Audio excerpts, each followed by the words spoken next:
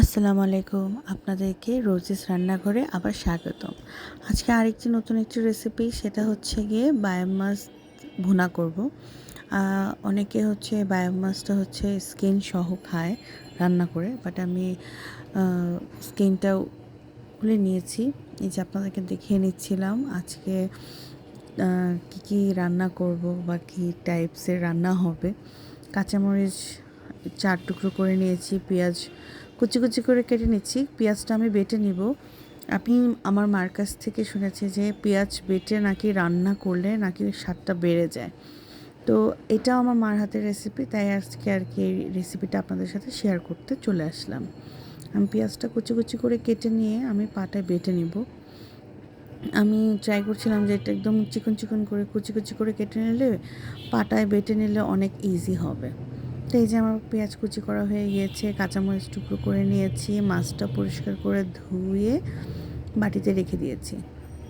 এখন কি করব, কড়াইটা চুলায় দিয়ে দিয়েছি। কড়াইটা আমি একটু তেল দিয়ে দিলাম, গরম হয়ে নিক।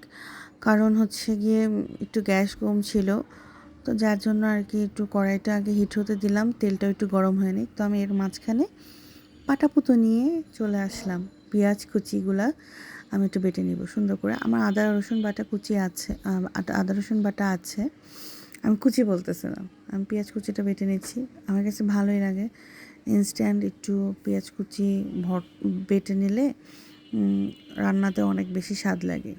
তো কালারটাও দেখুন কি সুন্দর।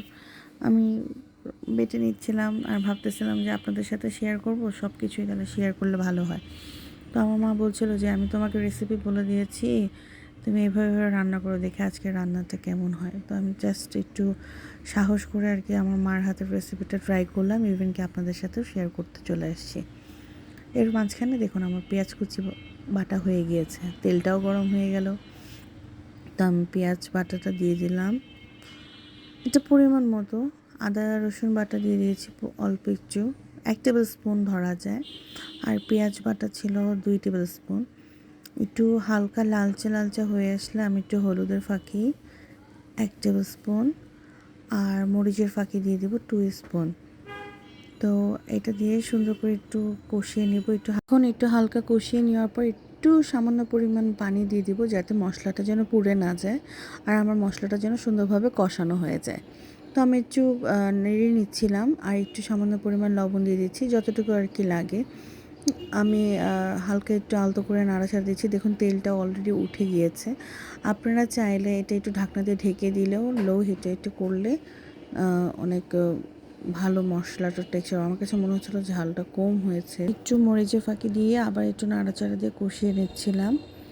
তো কাঁচামরিচ যে ফালটি করে রেখেছিলাম সেটা দিয়ে দিচ্ছি। এই ফালটিটা হচ্ছে সিরাজগঞ্জের ল্যাঙ্গুয়েজে বলা, আমি আপনাদের সাথে একটু শেয়ার করলাম। তো এই যে মাছটা দেখে নিচ্ছিলাম, আমি মাছটা আর কি একটু দিয়ে দিব, হালকা একটু কষিয়ে নিয়ে। দেখুন কি সুন্দর করে মাছগুলা দেখতে ভালো লাগছে, আমার কাছে ভালোই লাগতেছে আপনাদের সাথে শেয়ার করতে। তো আমার মা এটা স্কিন সহ মাঝে মধ্যে রান্না করেন, ওইটার টেস্টটাও অনেক স্বাদ হয়। কিন্তু আমার বাসায় যে আপুটা আছেন, সেই আপুটা আর কি ভুলবশত ওই দিন স্কিনটা ফেলে দিয়েছিল। তো ভাবলাম যে থাক, স্কিন ছাড়া একদিন খেয়ে দেখি কেমন হয়। আমি তো খুব ভয়ে ছিলাম যে না জানি কেমন হবে, পরে দেখলাম যে না, রান্না করার পর অনেক মজা হয়েছিল। এই যে আমি হালকা একটু আলতো করে কষিয়ে নিচ্ছি। আমার মার কাছে অজস্র রেসিপি আছে, যেটা আপনাদের সাথে শেয়ার করলে হয়তো বা আমি প্রপার ওয়েতে আমি আপনাদের সাথে শেয়ার করে উঠতে পারবো না। আপনারা দেখতে পারবেন, কিন্তু আমি দিতে পারবো কতটুকু সেটা আমি চিন্তা করি। তো আমার মা প্রচুর রান্নার রেসিপি ওনার কাছে আছে। এই দেখুন কষিয়ে নিয়েছি, তেল উঠে গিয়েছে, কালারটা একদম অসাধারণ হয়েছে দেখতে। তো খুবই জুসি মনে হচ্ছে, মাছটা খাওয়ার সময় অনেক জুসি ছিল। তো আমি তাও আপনাদের সাথে একটু ক্লোজলিভাবে শেয়ার করে দিচ্ছি। দেখুন মাছটা কি সুন্দর লাগছে।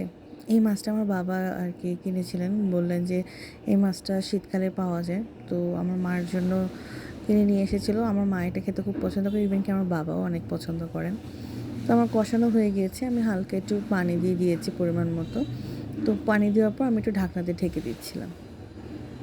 দেখুন, আমার মা হচ্ছে গিয়ে চলে এসেছিল ঢাকনা দেওয়ার জন্য। একটু ছোট ওস্তাদের কাছে বড় ওস্তাদ না আসলে কি আর হয় বলেন? মাছটা বলক উঠে গিয়েছে। তো আমি ঢাকনাটা খুলে আমি দেখছিলাম আমি পাশের চুলায় হচ্ছে গিয়ে একটা আ কড়াই দিয়ে দিয়েছি জিরা ফাঁকি করে নেওয়ার জন্য। সো আমি জিরাটা একটু টেলে নিচ্ছিলাম আর এদিক দিয়ে মাছটা একটু নাড়াচাড়া দিচ্ছিলাম যে দেখি মাছটা কতটুকু কী বা হলো। তো দেখলাম লবণ পরিমাণ মতো ঠিকই আছে। আমি একটা খুন্তি দিয়ে কি নাড়াচাড়া করতেছিলাম আবার ঝাঁকাচ্ছিলাম। আমার কাছে হাস্যকর লাগছিল পরে। তো ওদিক দিয়ে জিরাটা টালা হয়ে গেছে আমি আবার এদিক দিয়ে ঢাকনাটা দিয়ে দিলাম। আমি জিরাটা একটু থেতো করে এনেছিলাম গুঁড়ো করে। তো আমার জিরাটা গুঁড়ো হতে হতে ওদিক দিয়ে মাছটাও একটু ঝোলটা একটু কমে যাবে, গ্রেভিটা একটু থিকনেসটা বেড়ে যাবে। তো আমি মাঝখানে চেক করে নিলাম। তো আমার জিরা গুঁড়ি হয়ে গেছে। এখন হচ্ছে গিয়ে ঝোলটাও পরিমাণ মতো এখন জিরাটা দিয়ে দিব। চাইলে আপনারা এটাতে হচ্ছে ধনিয়া পাতাও দিতে পারেন, বাট আমি ধনিয়া পাতাটা দেইনি কারণ আমার কাছে মনে হলো যে আজকের রেসিপিটা না হয় একটু ধনিয়া পাতা ছাড়াই হোক। ধনিয়া পাতা দিলে একটু সুন্দর লাগতো, বাট আমি এখানে কাঁচামরিচটা দিয়েছিলাম, লাল কাঁচামরিচ সার্ভিংয়ে। তো আমার মাছ হয়ে গেছে দেখুন, গ্রেভিটা অনেক সুন্দর, দেখতে ভালো লাগছে, একদম পুরা ইয়াম্মি। আপনারা অবশ্যই এই রান্নার রেসিপিটা বাসায় ট্রাই করবেন, কারণ এই রেসিপিগুলো হচ্ছে অনেক আগের, যারা মা খালারা আছেন তাদের। তো আপনাদের সাথে শেয়ার করতে চলে আসলাম। আমার সার্ভিংও হয়ে গিয়েছে, দেখতে অনেক সুন্দর লাগছে, অবশ্যই ট্রাই করবেন। আর আমার এই ছোট্ট একটি চ্যানেলটিকে আপনারা সবাই লাইক, কমেন্ট, সাবস্ক্রাইব করতে ভুলবেন না, কারণ আপনারা পাশে থাকলেই আমরা বলতে আমরা সবাই যারা ইউটিউবে আর কি দেই তারা সবাই সাপোর্ট পেলে অবশ্যই আপনাদের জন্য ভালো কিছু করবে। তো আজ এই পর্যন্তই, ভালো থাকবেন।